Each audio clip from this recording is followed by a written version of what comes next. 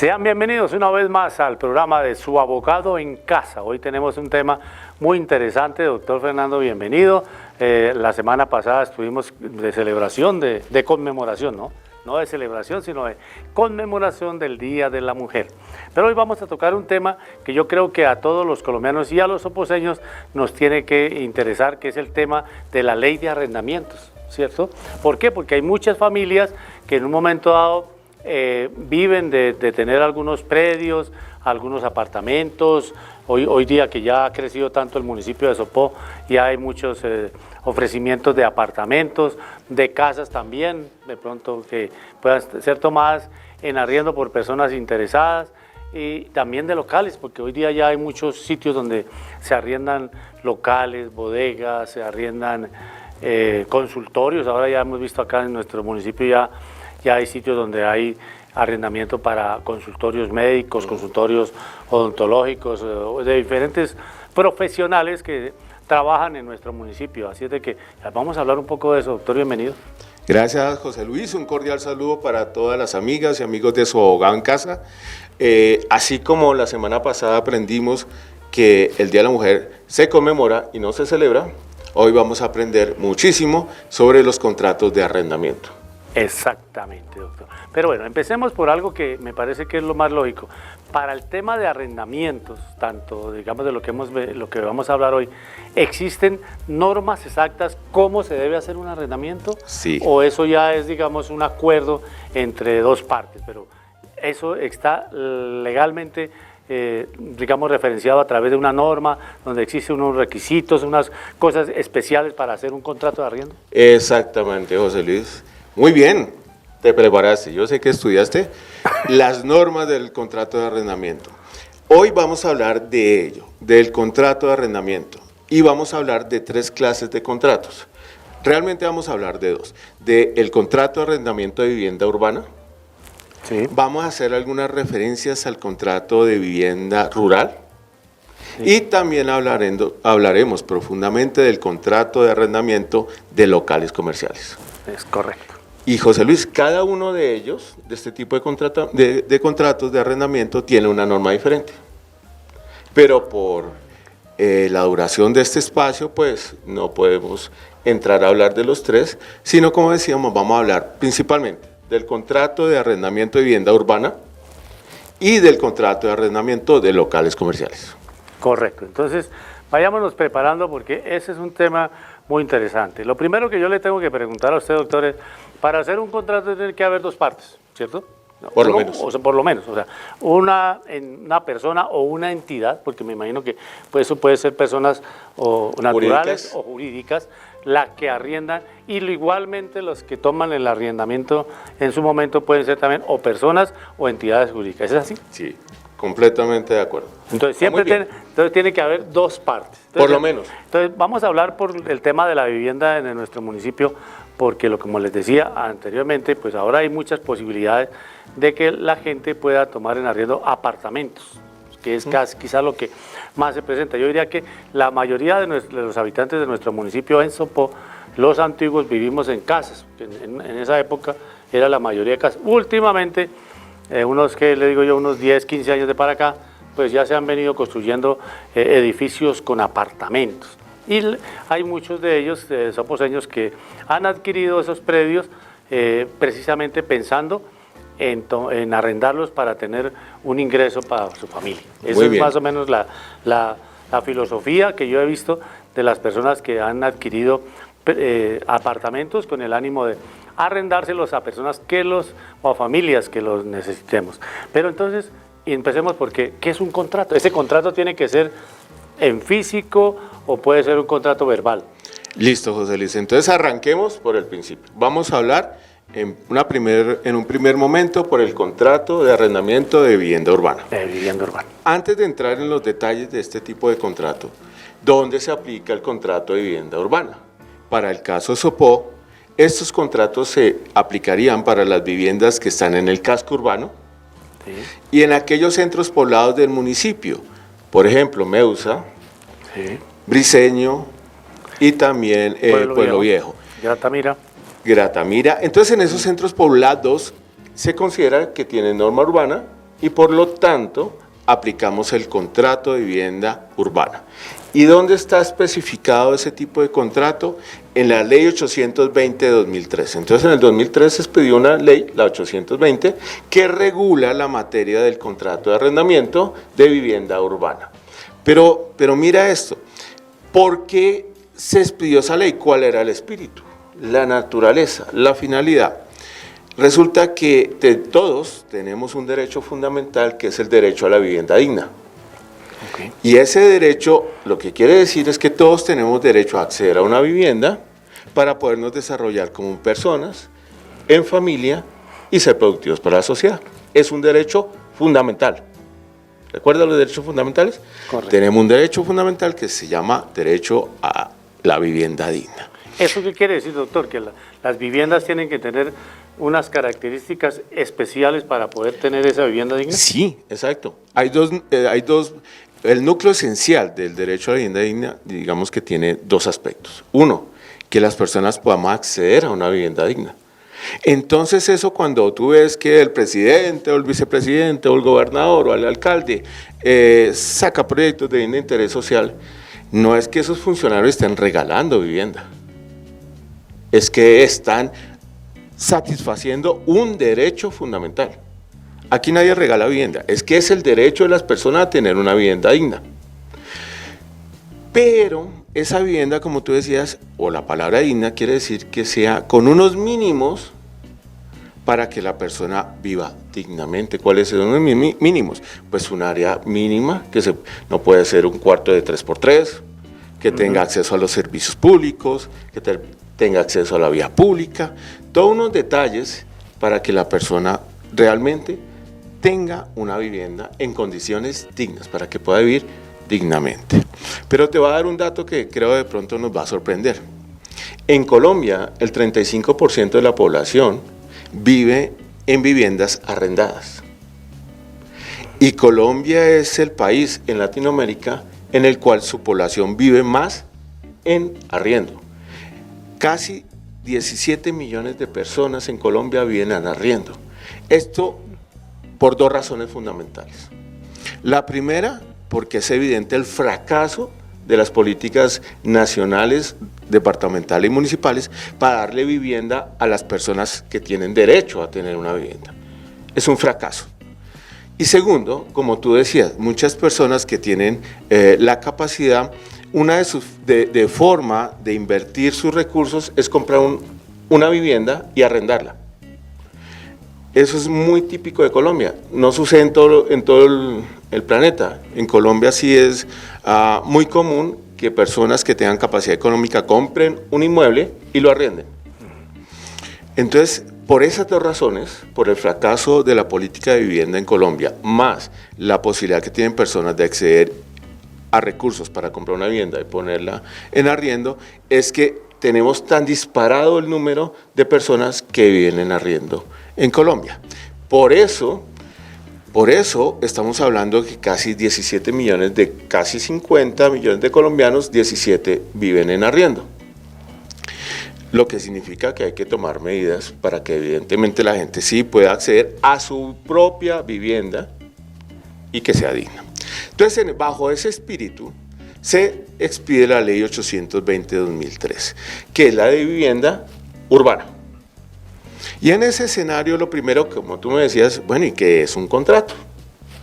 Entonces, un contrato es un acuerdo de voluntades que genera derechos y obligaciones para las partes que llegan a ese acuerdo. Y en el contrato de arrendamiento, entonces tendremos dos partes. Una es el dueño o el que entrega el inmueble, que se llama arrendador, y otro es el que goza y usa ese apartamento o esa vivienda, que se llama arrendatario, y para ello paga un precio, que se llama renta o el canon mensual de arrendamiento. Entonces tenemos dos figuras, arrendador, arrendatario. Es importante tener claro estos conceptos porque los vamos a estar desarrollando durante todo el programa. Entonces el contrato de arrendamiento es aquel por el medio del cual el arrendador entrega un inmueble al arrendatario para que éste lo use, lo goce y pague un precio por ese uso, por ese goce, que se denomina renta o canon de arrendamiento. Doctor, ahí hay una inquietud interesante, es que, sí, digamos, un arrendador y un arrendatario, pues se ponen de acuerdo para tomar un inmueble. El tiempo de ese arrendamiento es importante, hay un tiempo que sea el mínimo que se puede arrendar digamos, en este caso un inmueble en la zona urbana, y el máximo también, o sea, hay algunos términos ahí que puedan ser, digamos, de común acuerdo entre las dos partes. Listo, entonces, esta ley nos habla de todos esos detalles. Primero, antes de responderte eso, tengo que decirte que el contrato, porque me lo has preguntado, que el contrato de arrendamiento de vivienda puede ser escrito o verbal. Pero obviamente se recomienda que sea escrito. Sí, porque el verbal de las palabras se las lleva el viento. Exactamente. En algo que se llama el tema de gestión de calidad de las empresas, habla de una cosa que es muy importante, que son las evidencias, ¿cierto? O sea que la mejor evidencia es algo firmado. Sí, y bueno, y por nuestra cultura hispánica, para los españoles era muy importante el documento escrito. Sí, porque le quiero contar, doctor, que hace muchos años yo escuchaba a los mayores, hablaban de la palabra, y en ese tiempo me imagino que no hacían contrato. Yo conocí varios casos de personas que trabajaban en fincas arrendadas y no había contrato, era la palabra, y se sostenían en la palabra. Pero obviamente, como todo eso ha cambiado, pues seguramente hoy día lo mejor es el escrito. Claro, porque digamos que en esos tiempos de pronto nuestros abuelos la palabra estaba unida al honor de la persona. Es correcto. Y el honor era importantísimo, sí, y había que respetarlo, sí, pero hoy ya no tanto. Entonces usted ve personas que prometen cosas y después se les olvida. Así pasa con los contratos de arrendamiento verbales. Sí. Entonces es mejor dejarlo por escrito, pero hay que decir que la norma, la ley prevé, acepta que sea en forma verbal. ¿Y qué requisitos mínimos tiene que señalar ese contrato?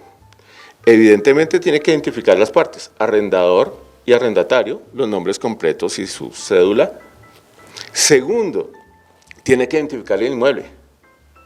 Entonces es una casa ubicada en el barrio tal, en tal dirección, se compone de tantos cuartos, tantos baños, garaje, etcétera. Identificarla, cédula catastral, matrícula inmobiliaria, no está de más.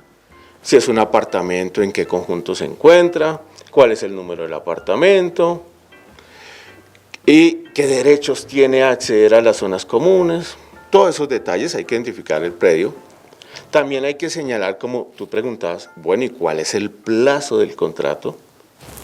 Entonces la ley señala que el plazo es el que convengan las personas, que acuerden las personas. Hay libertad, puede ser por unos días, unos meses, unos años. Pero por si alguna razón se olvida colocar eso en el contrato, la ley prevé que se entenderá, a falta de estipulación escrita, se entenderá que el contrato es por la duración de un año. También hay que señalar cuál es el valor, el precio de la renta o canon de arrendamiento, cómo se debe pagar, por ejemplo, entre los 5 días siguientes al vencimiento del primer mes, y también quién pagará los servicios públicos. Por lo general lo hace el arrendatario, pero hay libertad, puede hacerlo el mismo arrendador. Con esos datos mínimos ya podemos celebrar un contrato escrito de vivienda, de arrendamiento de vivienda urbana. Bueno, doctor, muy bien. Y le voy a empezar a hacer preguntas sobre situaciones que uno sabemos que se presentan, por ejemplo, en nuestro pueblo. Hay gente que arrienda un inmueble, una vivienda, pero no se pregunta para cuántas personas. Y hoy día hay muchas veces que contratan estos inmuebles y al principio aparecen 2 o 3 personas y al mes ya hay 10, 15 o más viviendo en el mismo inmueble. Eso no está dentro del contrato. Exactamente. Entonces digamos que puede estipularse, más no es obligatorio, qué personas van a habitar la vivienda.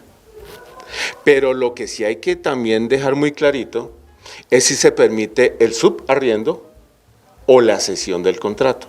Son dos figuras diferentes que explicaremos. El subarriendo puede ser cuando una persona arrienda un apartamento, es el arrendatario, y de pronto el arrendador vuelve a los 3 meses, ya no hay una persona, sino hay 10. Eso pasa. Sí, no, es que eso es Está normal. pasando hoy. Eso está pasando. Por eso Mucho le en pregunto. Briceño pasa. Sí, no. Y puede ser que ese que arrendó, ese arrendatario que firmó el contrato, a su vez está subarrendando a otras personas. Sí. Hay que ser claro que si el contrato no permite el subarriendo, esa es una causal determinación del contrato de arrendamiento. Es decir, el arrendador, en el caso que observe que el arrendatario de su inmueble está subarrendando ese predio a más personas, esa puede ser una causal para decir el contrato no va más. Es importante que la gente sepa en ese escenario cómo vamos, cómo puede reaccionar el arrendador ante un caso de ellos. Y la cesión del contrato sucede cuando el arrendatario le cede ese contrato a una tercera persona y entonces el arrendador piensa que le arrendó a José Luis y cuando va no, ya no es con José Luis, sino es con Juan o Francisco. Eso se llama cesión. La cesión del contrato de arrendamiento también debe estar permitida en el contrato. Si no está permitida, esa cesión es ilegal y también sería una justa causa para dar por terminado el contrato.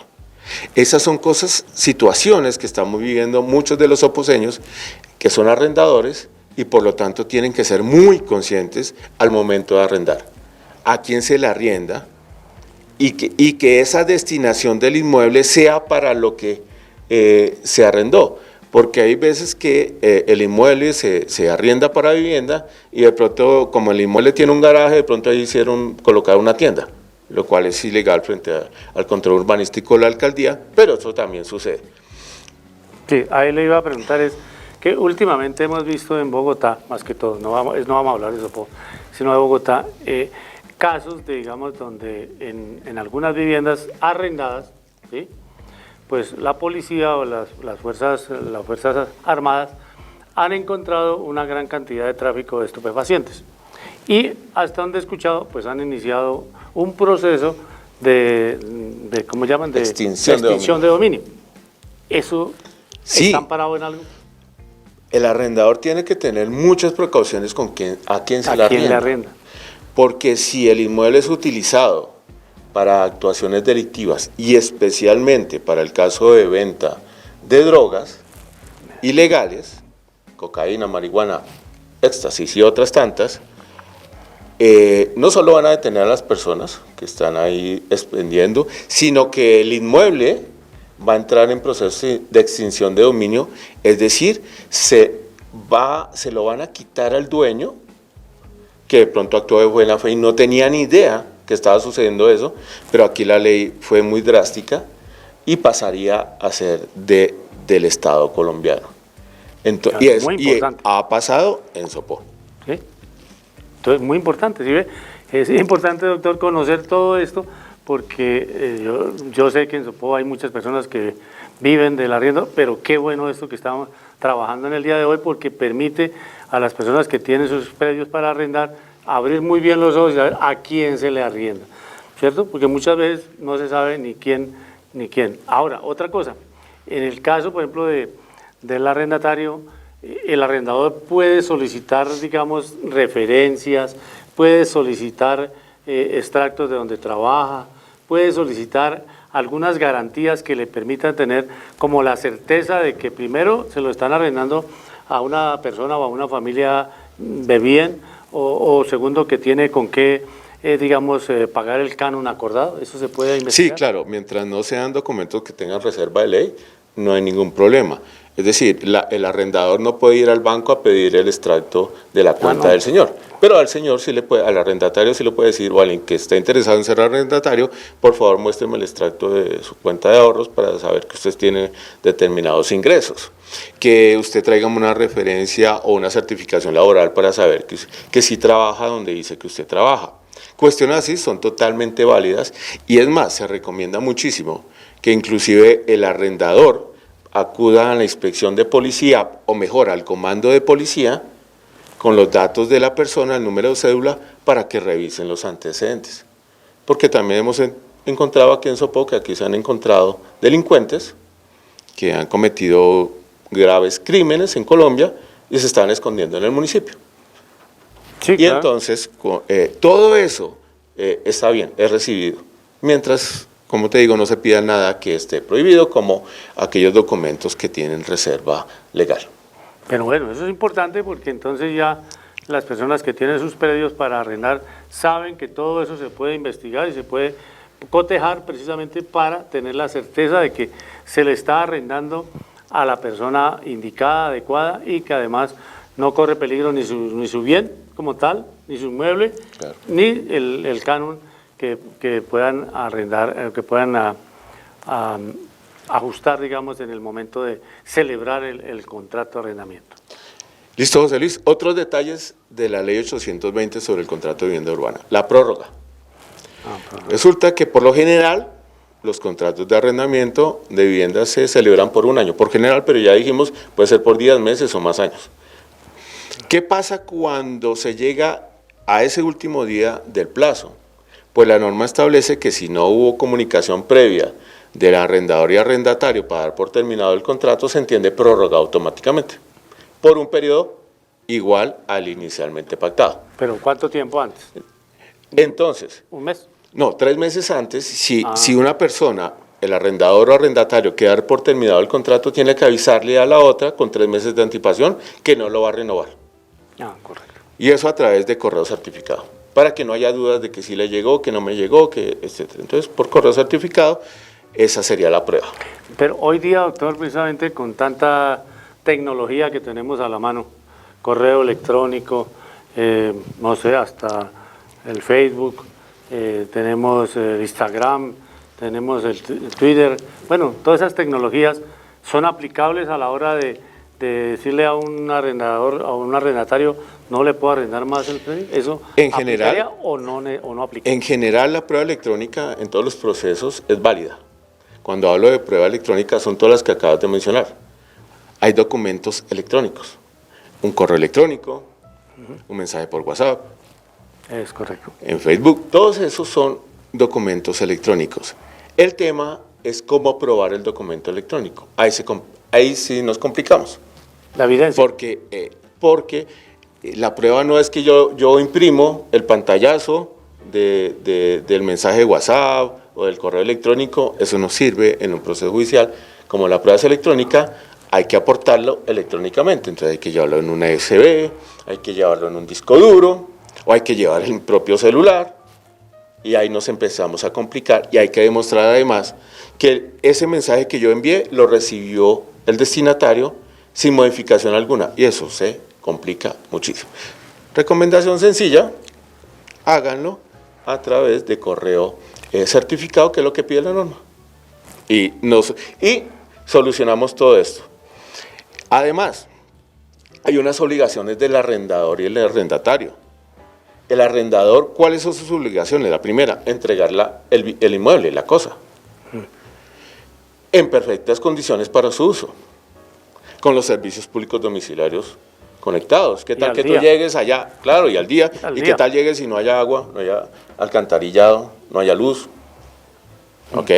Y si hay internet, pues que entonces haya internet, etcétera, etcétera. Y que haya parabólica también. Claro, pues imagínense cómo van a ver el programa. Sí, claro. También es una obligación del arrendador entregar una copia firmada del contrato de arrendamiento. Entonces, del contrato de arrendamiento vamos a tener 2 copias, una para el arrendador y otra para el arrendatario, para que cada uno se defienda llegado el caso y haya una seguridad jurídica de cada uno de ellos. Porque muchas veces nos vienen a consultar y es que yo tengo un contrato de arrendamiento y es escrito, sí, yo lo firmé, ok, muéstramelo, pero a mí no me dieron copia. Entonces, nos empezamos a enredar. Ahí empezó el tema. Ajá. O sea que importante para el arrendador tener copia de su contrato, igual que el arrendatario. Claro. Que el claro. arrendatario lo puede esconder, Es que más o menos, ¿no? eso sucede. Que eso pasa con alguna persona. Claro. Eso no pasa en Sopó, pero aliento Cancipasi. Sí, entonces no pasa en Sopó. Pero entonces qué importante que la gente entienda que tiene que tener copia escrita de su contrato firmado. Oye, ¿Es así? nos van a regañar. Vamos aprendiendo. Bueno, ok. Y hay unas obligaciones de los arrendatarios. Bueno, ¿cuáles son? Entonces, la principal, pagar el canon o la renta mensual. Correcto. Segundo, darle a la vivienda la destinación para la cual me la arrendaron. Correcto. Otra, si el arrendatario es el que tiene que pagar los servicios, pues pagar los servicios públicos. Correcto. Otra, no alterar el orden público, no afectar la tranquilidad de los vecinos.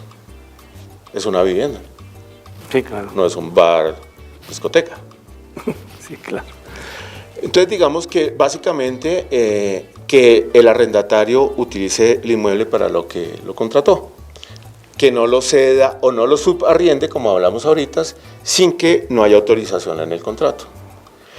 Además de todo esto, cada vez que el arrendatario le pague al arrendador el canon mensualmente, el arrendador tiene obligación de expedirle un recibo. Esto es fundamental.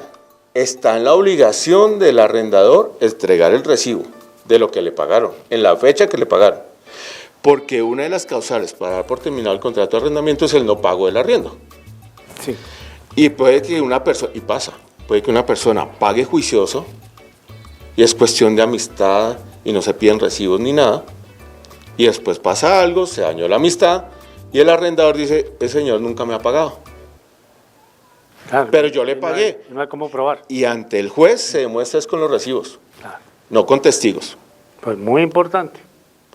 Aquí esto es con documento escrito, no de palabra. Entonces en ese escenario también tenemos que analizar, bueno, ¿y cuál puede ser el valor máximo de la renta o canon de arrendamiento? Entonces, dice la norma, que el valor máximo del canon de arrendamiento será el 1% del valor comercial de la casa. ¿Y cuál es el valor comercial de la casa? 2 veces el avalúo catastral de la casa. ¿Qué significa todo eso? De lo que acabamos de decir es que hay un valor comercial y un avalúo catastral. El avalúo catastral es lo que está evaluado catastralmente la vivienda y es lo que se paga el impuesto predial.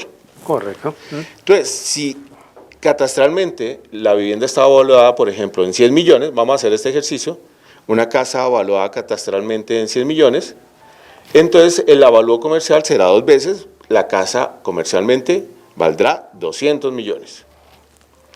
¿Y cuál es el máximo? Dice que el 1% de ese valor comercial, si la casa vale 200 millones, el 1% son 2 millones. Ese sería el mayor valor que se puede pedir como canon de arrendamiento. No se puede pasar de ahí. Sí puede ser menos, puede ser mucho menos, pero no pasar de los 2 millones. Además de todo esto, bueno, ¿y en cuánto se reajusta cada vez que pasa el año? ¿Cuánto hay que subirle al canon de arrendamiento? Lo que haya subido el IPC, máximo.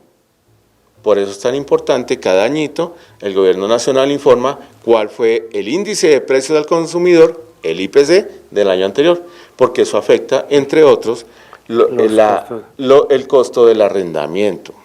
Bueno, ahí hay una pregunta en el caso del canon de arrendamiento y el caso digamos, del incremento establecido por el IPC.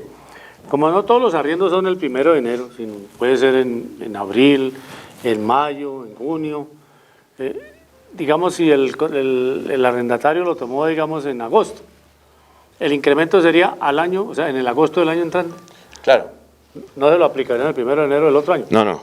Es cuando cumpla el periodo. Cumple el periodo. Exactamente, muy buena noticia, muy buena pregunta. Es que todos esos detallitos Sí, son básicos. Son básicos. Porque sí conozco algunos arrendadores que arriendan en diciembre y en enero ya están subiéndole. Ya le están queriendo subir al arrendatario. ¿Sí me entiende? Sí, hay. Entonces es importante que es cada año del periodo contratado. Pero bueno, doctor, vamos a un pequeño corte comercial. Vamos a ver algunas cosas interesantes de nuestros patrocinadores y ya volvemos aquí en Su Abogado en Casa. No se mueva, está viendo Sopo TV, tu canal.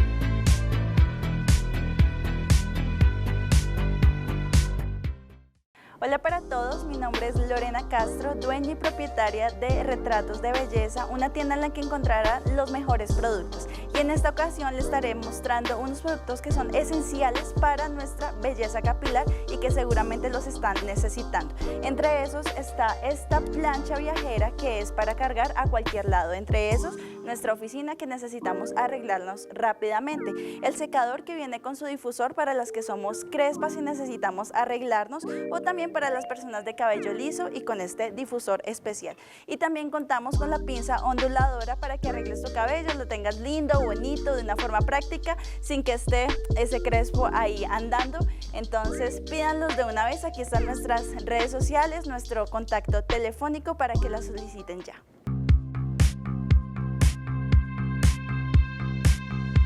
No se mueva, está viendo Sopo TV, tu canal.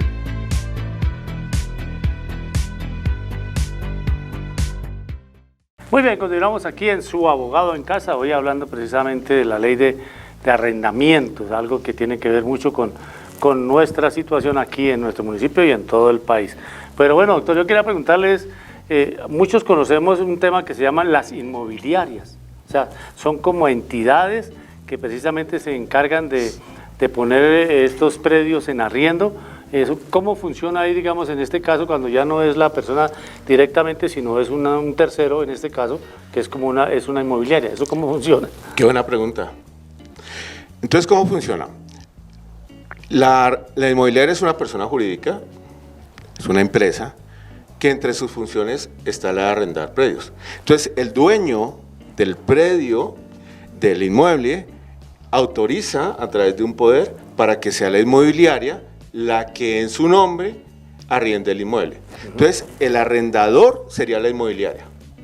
Ella recibiría los cánones de arrendamiento, obviamente retiene una partecita que es su costo, su cobro, y el resto va para el arrendador. Muchas personas lo hacen porque cuando se va a contratar por inmobiliaria es más drástico, más fuerte los requisitos que hay que cumplir para poder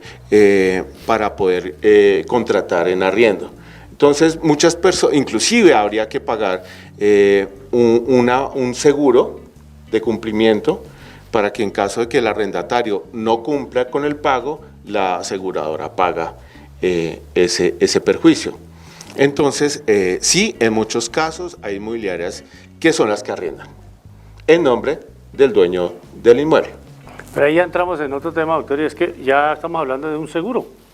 Y eso me parece que para los arrendadores es importante que conozcan este tema de que puedan, o sea, si no lo hace, digamos, en este caso estamos hablando de la inmobiliaria, que es una empresa legalmente constituida, me imagino que está con todas las de la ley, pero digamos en el caso de que la persona lo haga directamente, puede exigirle al arrendador, al arrendatario, una póliza de garantía. Sí, también. O sea, que le va a cumplir con el canon. Claro, sí. El tema es que para el arrendatario o el que está interesado en ser arrendatario, los costos se disparan, ¿no? Porque las pólizas no son baratas, y segundo, hay que cumplir unos requisitos fuertes para que entreguen esa póliza. Entonces, muchas veces personas que quieren arrendar no logran arrendar porque no cumplen con los requisitos. Es correcto. Ok, pero estos contratos de arrendamiento también tienen una terminación, una finalización. ¿Cuándo se puede terminar el contrato? Primero, de mutuo acuerdo. Las partes de arrendador y arrendatario dicen, ya nos cansé, somos buenos amigos, acabemos. Y de mutuo acuerdo firman y se acabó el contrato. Pero también puede ser por parte del arrendador. ¿Cuándo? como vimos, por ejemplo, cuando el arrendatario incumpla la finalidad para la cual contrató el inmueble. Entonces, por ejemplo, subarrendó cuando está prohibido, como tú decías, se dio el contrato cuando está prohibido, está afectando la tranquilidad de los vecinos, no paga el arriendo, no paga los servicios públicos que tenía que pagar y se los desconectaron.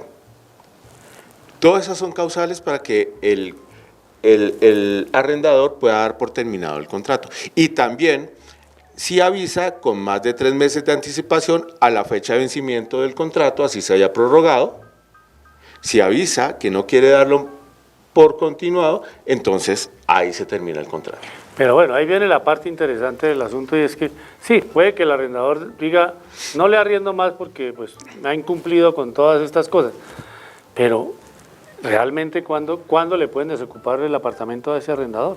O sea, ¿qué se necesita para que esa persona, porque muchas veces puede decir, yo no tengo que pagarle, pero tampoco tengo para dónde irme, ¿sí? Es lo que puede decir la persona o la familia que tenga este arriendo y más ahora que el año pasado con la pandemia mucha gente se quedó sin su oportunidad laboral, o sea, no tienen trabajo y no tienen cómo pagarle a ese arrendador el canon, y no tienen tampoco para decir para dónde se van. Cierto. ¿Cómo se puede tratar ahí? Porque tengo entendido que el año pasado el gobierno nacional, atendiendo precisamente la pandemia, ¿sí?, estableció alguna norma o algún decreto del presidente que no podían sacar a las personas. Entonces, ¿cómo se hace para que esa persona pueda retomar nuevamente su local, nuevamente lo pueda arrendar y nuevamente pueda tener, digamos, como ese ingreso como el del que hemos venido hablando? Hay un proceso judicial que toca con abogado. ¿A ese sí toca con abogado? Con un abogado que llama restitución de inmueble arrendado.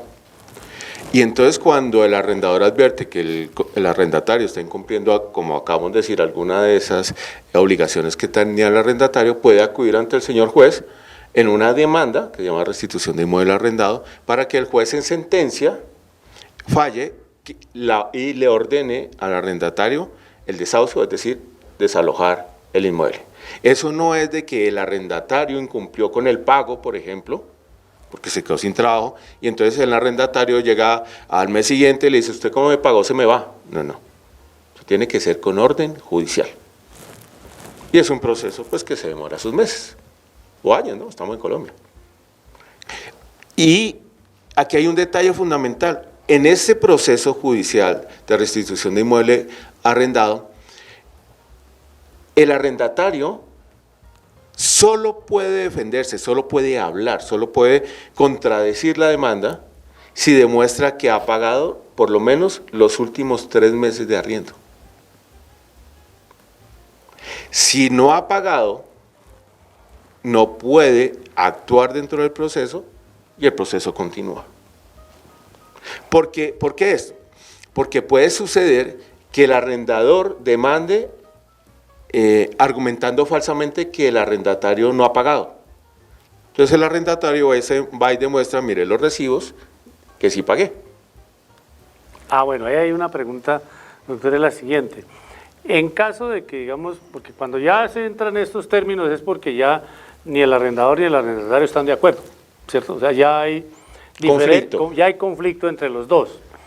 ¿Es posible que el arrendatario pueda consignar esos cánones de arrendamiento en alguna entidad? Por decir algo, yo escuché alguna vez que en el Banco Agrario, por ejemplo, hay una cuenta especial que seguramente tienen para esos depósitos judiciales, ¿se llaman? Exactamente. Recuerdas que decíamos que es muy importante, es fundamental y es una obligación del arrendador entregar el recibo. Sí. Porque mírate que en el proceso judicial el arrendatario no puede actuar si no demuestra que pagó. ¿Y cómo demuestra? Con el recibo. El recibo, claro. Entonces pudo haber pagado, pero si no le entregan el recibo, no puede demostrar. Pero también, como una de las causales para dar por terminado el contrato, es que no pague el arrendatario el canon, entonces el arrendador a veces toma una actitud de no recibir el pago. Entonces va la persona, el arrendatario, a pagarle, va a su casa y tome señor, aquí su platica, y el señor se niega y no le recibe. Y entonces entra en mora en retardo o en incumplimiento del pago. Para ello, la ley ha previsto esos depósitos y es pago por consignación, es un proceso extrajudicial y en el cual la persona entonces acude aquí en Sopó al Banco Agrario y hay unos depósitos y entonces hace un depósito a nombre del arrendador. Y así de tal forma el arrendatario salva su responsabilidad, su obligación de pagar. Y así, si el señor después va a decir, es que el arrendatario no me ha pagado, el arrendatario ahí muestra que le consignó a nombre de él, a cuenta de él, en el Banco Agrario y que ahí está su platica y que puede ir a recogerla. Doctor, hay un caso, por ejemplo, obviamente que los arriendos se pactan entre las personas que arrienda y el arrendatario. Pero debido a la situación que tenemos en nuestro país de dificultad de trabajo, de confinamiento como el que hemos tenido, el arrendatario en un momento dado puede que no pueda tener todo el recurso completo para pagar, él lo puede hacer, digamos, este pago se puede hacer, digamos, como dicen, por cuotas o por partes al arrendador, o necesariamente, de acuerdo al contrato, si no se le paga completo, ¿quiere decir que no pagó?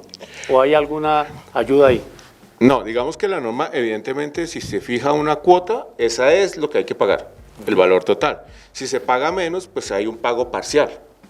No es que no se haya pagado, sino que no se pagó todo. Sí. Es que es diferente. Exacto. No es que yo no haya pagado, sino que no pagué todo. Claro, entonces ahí ya entraría el conflicto de esa determinar, bueno, ¿y cuánto me va a pagar y cómo me va a pagar la deuda, el saldo? También hay causales para que el arrendatario dé por terminado el contrato. Por ejemplo, hay situaciones en las cuales el arrendador toma actitudes para aburrir, para acosar, ahora que está muy famoso el término, al arrendatario. Entonces, por ejemplo, el arrendador va a la empresa de servicios públicos y le dice, yo soy el dueño de esa vivienda, quiero que retirar el servicio de acueducto y alcantarillado. Eso se puede, porque es el dueño. Claro. Y entonces, ¿quién se ve afectado? Pues el arrendatario. Pero entonces, ahí no le está violando su derecho fundamental. Claro. Claro. Pero en cosas que suceden. Entonces el arrendatario puede dar por terminado ese contrato de arrendamiento. También hay una figura que aplica para ambos, arrendador y arrendatario. Y es que, por ejemplo, estamos en marzo, ¿no? Uh-huh. Acabamos de pasar el 15 de marzo. ¿Sabes qué pasó el 15 de marzo?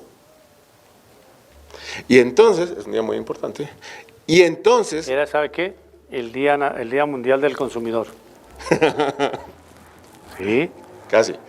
Pero hay otro hecho más relevante, más importante.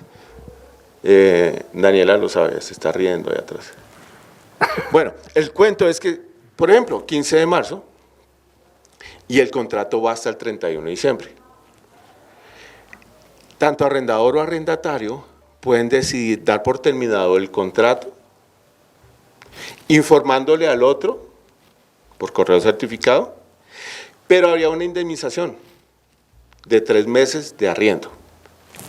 Es decir, si mi contrato de arrendamiento va hasta el 31 de diciembre, estamos en marzo, y tú eres el arrendador, me puedes informar a mi arrendatario que el contrato termina el 1 de octubre. Pero la sanción es que me tienes que indemnizar con 3 meses de arriendo, del valor de arriendo. O sea, doctor, eso se parece como a la cláusula de permanencia de los servicios de Internet que hay en este país, ¿sí? Donde la CRC autoriza a los cableoperadores para que la persona que se afilie al Internet pues tenga que estarse un año ahí, y si se retira antes, tiene que pagar, o sea, indemnizar. Exactamente. Entonces, además de todo esto, resulta que puede haber que el arrendatario, puede suceder que el arrendatario tenga que realizar obras para mantener el inmueble. ¿Qué tal que se rompan las redes de alcantarillado y acueducto dentro de la casa? Él tiene que asumir, el arrendatario puede asumir el costo de esa reparación y la descuenta del valor del canon de arrendamiento. Es correcto. Además, hay una figura importantísima y es la inspección, control y vigilancia de todos estos tipos de contrato. Sabes que hay una autoridad que debe vigilar, inspeccionar y controlar estos contratos. Claro, debe ser la superintendencia de vivienda. La alcaldía. Ah, ¿no es la superintendencia? El alcalde es por ley el que debe estar vigilando que se cumplan. Entonces debería estar, por ejemplo, en Briceño, vigilando que no haya subarriendos, que el arrendador se entregue el recibo, etcétera, todo esto, y puede imponer sanciones. Lo que pasa es que aquí, primero, no lo sabíamos, y segundo, nadie lo aplica. Pero el que controla ese régimen de inspección, control y vigilancia del contrato de arrendamiento urbano es el alcalde municipal, que lo puede delegar en otro funcionario, pero es el alcalde, ¿ok? Pero, sí. Entonces, finalmente, digamos que estas son a grandes rasgos los parámetros, el reglamento que estableció la ley 820 sobre vivienda urbana. Doctor, antes de terminar en la vivienda, yo quería preguntarle, en el caso, por ejemplo, de que el arrendatario haga mejoras al inmueble, llámese obras dentro del mismo, pintarlo, no sé, de pronto agregarle algún servicio público nuevo o algo nuevo, ¿eso se puede descontar del canon de arrendamiento? ¿Y cómo se evalúa? Digamos, ¿quién, por decir algo, si el personaje manda a pintar el inmueble, ¿cómo le descuenta al canon de arrendamiento? ¿Cómo es eso? Los que son o las que son reparaciones locativas las asume el arrendatario. ¿Qué es una reparación locativa? Por ejemplo, yo tengo en arriendo una casa y rompo el vidrio. Me toca poner el vidrio y no lo puedo descontar del arriendo. Pintarlo, porque no me gustó el color de la pared, entonces lo puedo hacer, pero eso es bajo mi costo. Del arrendatario. Del arrendatario. Ahora bien, como decíamos, puede haber otras obras que sí se necesitan para mantener la cosa, la vivienda, como estamos dando el ejemplo de que se rompieron las cañerías. Ahí sí se lo descuento del valor del arriendo. Correcto. Ok. Cerramos muy rápidamente el capítulo de vivienda urbana para hablar de vivienda rural. Por las condiciones de tiempo de programa, porque aquí Diego cada momento sale, esto pasa muy rápido, ¿no? Sí. Cada vez que va un minuto y dice van 10. De pronto tiene afán, tiene un compromiso. Entonces, mírala. Entonces, sucede para vivienda rural, que es muchísima la que hay en el municipio de Sopó, le aplica es el Código Civil.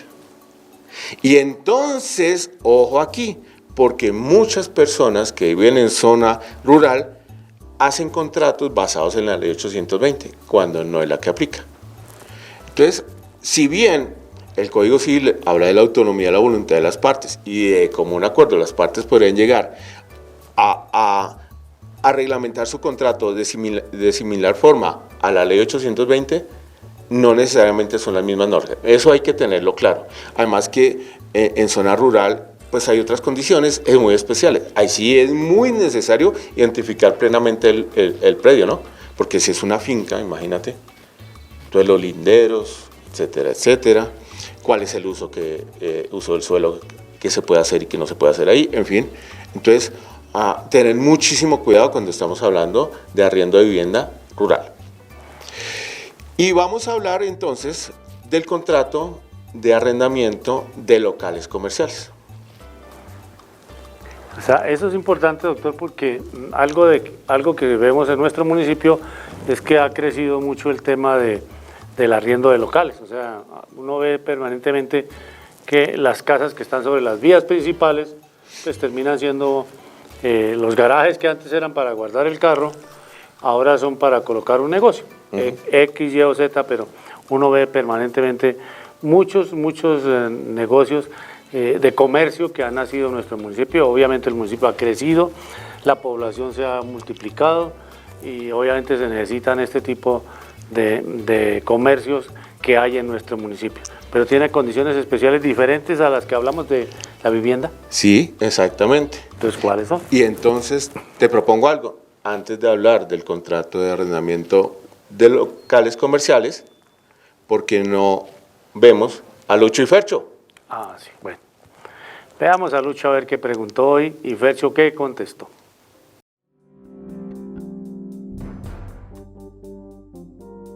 Bueno, Fercho, últimamente hemos escuchado un término que habla de la preclusión. Expliquemos eso, ¿en qué consiste? Lucho, la figura de la preclusión es una figura de los procesos sancionatorios, como es el proceso penal, y sucede cuando el investigador advierte que no se ha cometido ningún delito y por lo tanto no hay que ir a juicio y pide que se precluya, que se finalice, que se archive el proceso inmediatamente. Bueno, muy bien, continuamos aquí en el programa de Su Abogado en Casa, aquí con el doctor Fernando, hablando de un tema muy interesante que es la ley de arrendamiento. Ya hablamos y contextualizamos el tema del arriendo de la vivienda en la zona urbana.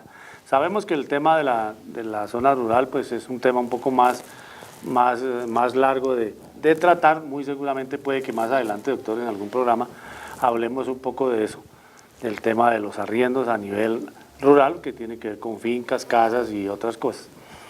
Pero bueno, hablemos un poco de algo que se ha crecido en nuestro municipio a través del tiempo y del tema del comercio y todo, que es el tema de los arriendos de los locales, ¿cierto? Hay locales, ahora hay arriendos para consultorios, hay arriendos para profesionales de diferentes áreas, hay bodegas, hoy ya hay arriendo de bodegas, en fin, hay varias series de este tipo de infraestructuras que se arriendan hoy día. Eso, hablemos un poco de esos requisitos, de esos, cómo funciona. Muy bien, para todos estos casos, el local comercial, la oficina, el consultorio, la bodega, entonces vamos a hablar del arriendo de inmuebles comerciales. Y la normatividad que regula este tipo de contratos lo vamos a encontrar tanto en el Código Civil y en lo que no se habla en el Código Civil, remite al Código de Comercio. Entonces, en esos dos escenarios, Código de Comercio y Código Civil, vamos a hablar de los bienes inmuebles comerciales. Entonces, ¿qué señalan las normas? Muy rápidamente, la forma del contrato. Tampoco señalan si es escrito o verbal, puede ser uno de los dos, pero recomendación, como lo hicimos en el contrato de vivienda urbana, que sea escrito. También la duración, no nos dice cuánto debe ser lo mínimo o lo máximo en un contrato de inmueble comercial, entonces será a la voluntad de las partes. La prórroga, tampoco nos señala cuál debe ser la prórroga de los contratos de inmuebles comerciales, pero sí hay una regla especial, y es que si un inmueble comercial ha sido arrendado por 2 o más años, le subsiste al arrendatario la facultad de que se le prorrogue obligatoriamente el contrato. Entonces, aquí como ya hay una proliferación, como te decías, de inmuebles comerciales, ahora por ejemplo hay un boom de cafés muy bonitos, por ahí voy a uno de una amiga. El café para el pueblo, por ejemplo. Eso de Daniela. Sí. Cordialmente invitados, un café delicioso. Entonces, en esos lugares, si pasan más de 2 años arrendando, le subsiste a ese arrendatario el derecho a que se lo sigan prorrogando. ¿Por qué? Porque luego de 2 años ya se acreditó el lugar, se acreditó el negocio y bajo esa naturaleza está en su derecho que el arrendador esté en la obligación de prorrogarle nuevamente el contrato. En caso, doctor, de que el dueño del inmueble decida no arrendar más, y como usted lo dice, después de 2 años ya generalmente los negocios ya han adquirido cierto prestigio, cierto goodwill que llaman las personas, este arrendatario estaría en la posibilidad de exigir una indemnización para poderlo entregar. Claro. Así como también en vivienda urbana hay unas justas causas para dar por terminado el contrato, En locales comerciales también hay unas justas causas, pero cuando por alguna razón se da por terminado el contrato de forma injusta, a causa del arrendador, por ejemplo, entonces debe indemnizar al arrendatario y habría que cuantificar cuál es el daño para saber cuál es el valor de la indemnización en cada caso concreto. El valor de la renta. Ese valor de la renta o canon, tampoco la norma nos dice cuál debe ser. Como en vivienda urbana decíamos que no puede ser más allá del 1% del valor comercial, aquí sí no hay límites. ¿Cuál es el límite? El mercado. Entonces, si por ejemplo están arrendando un local comercial en 10 millones de pesos y pues dice la gente, eso es muy pequeño para que cobren eso, finalmente nadie se lo va a contratar, a alquilar en ese valor, y será el mercado el que obligue al dueño a ajustarse al verdadero valor y finalmente lo podrá arrendar, pero ya en un valor razonable.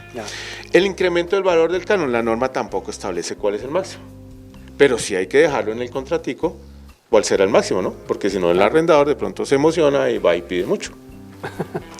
Eso es posible. También hay unas obligaciones del arrendador o el arrendatario similares a la vivienda urbana y están dirigidos a que, primero, el arrendador entregue el inmueble con todos los servicios y el arrendatario cumpla la destinación para la cual lo arrendó, y que si no lo puede subarrendar, no lo subarriende, que si no lo puede ceder, no lo ceda, perdón, y en ese escenario, si se rompen estas obligaciones, tanto el arrendador y el arrendatario tendrían derecho a dar por terminado el contrato. Doctor, algo que no le pregunté en el caso de la vivienda, pero que aplica para ambos, en este caso el de los locales, es en el caso de que el arrendador venda, por ejemplo, una vivienda o venda el local, ¿sí? Y lo tiene arrendado a un arrendatario por X tiempo y esa persona dice, no, yo vendo esto más bien y me voy de aquí, me voy para otro lado. ¿Qué pasa con esos contratos? Se respetan. ¿Se respetan? Subsiste el contrato, así haya cambio en la figura del arrendador. Si el nuevo arrendador, el que compró el inmueble, llega, debe conocer que hay un arrendo, un contrato de arriendo vigente y debe respetarlo. Igual sucedería si, por ejemplo, el arrendador es embargado y le embargan el inmueble, donde está el local comercial.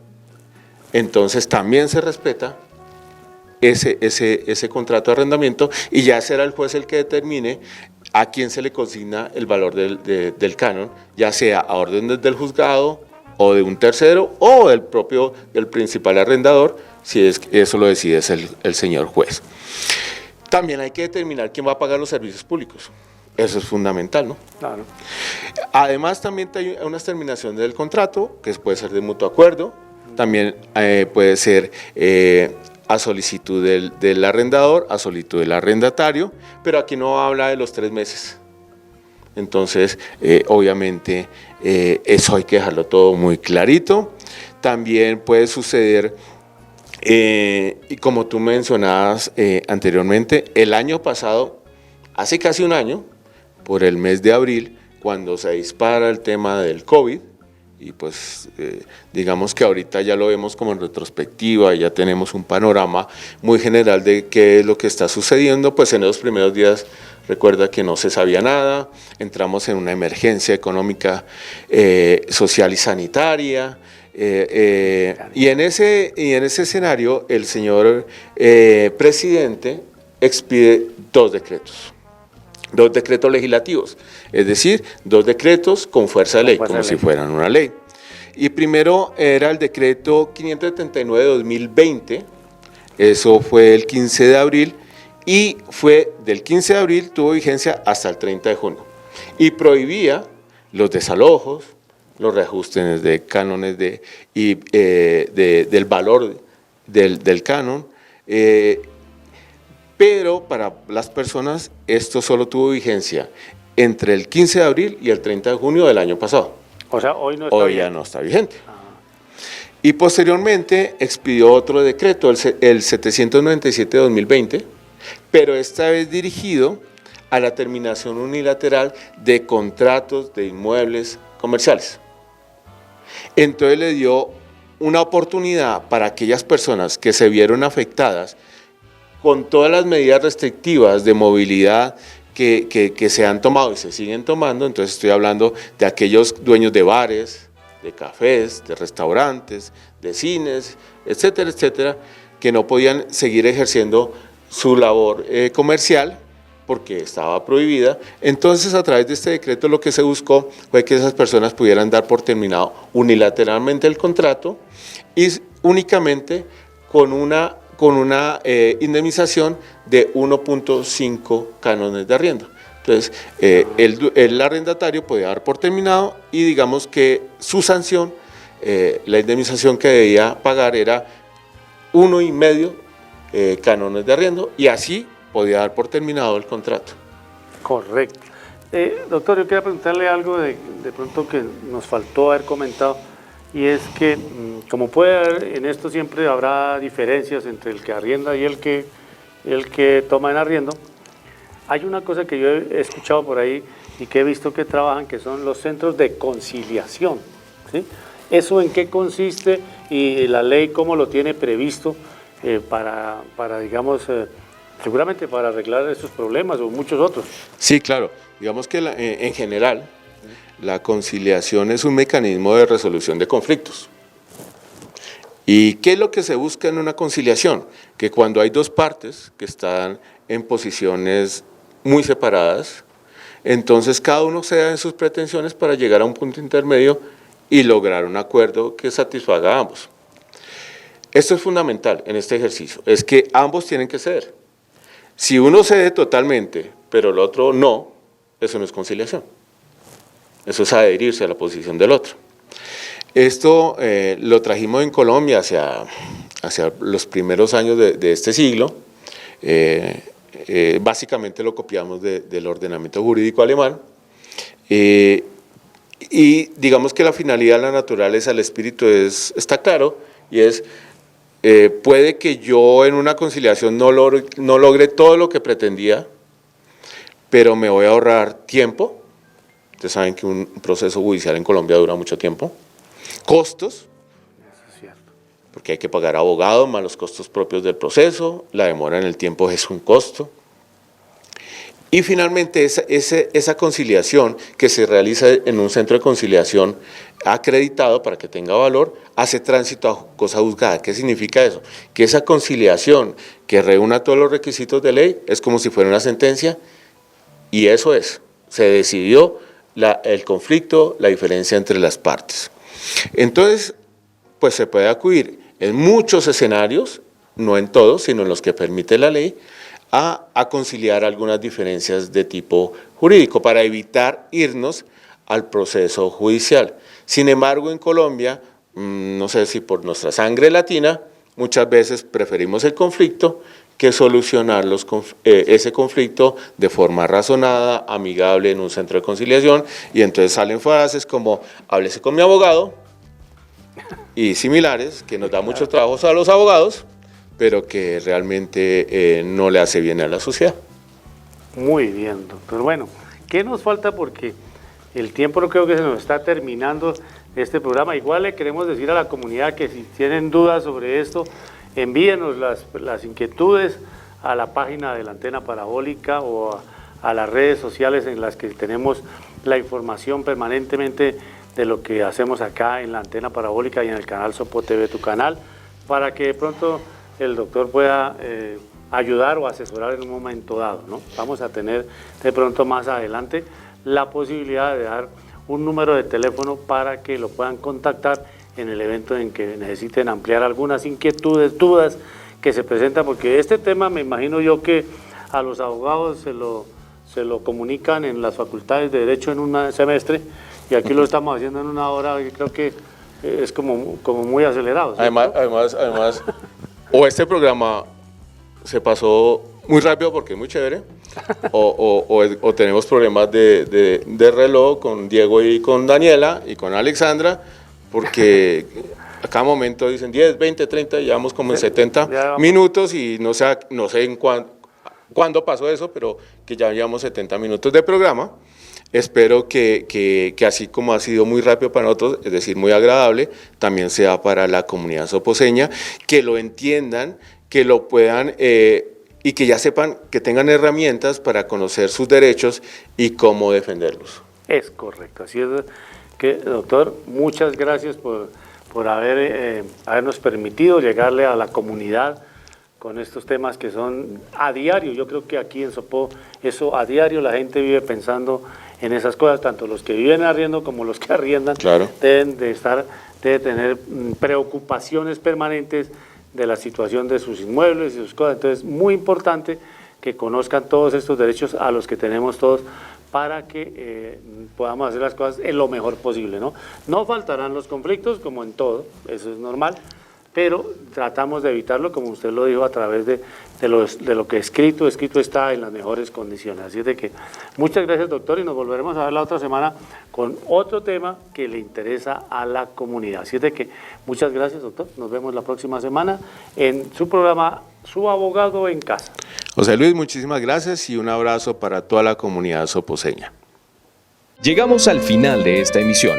Lo invitamos a que continúe sintonizando la programación de nuestro canal Sopó TV.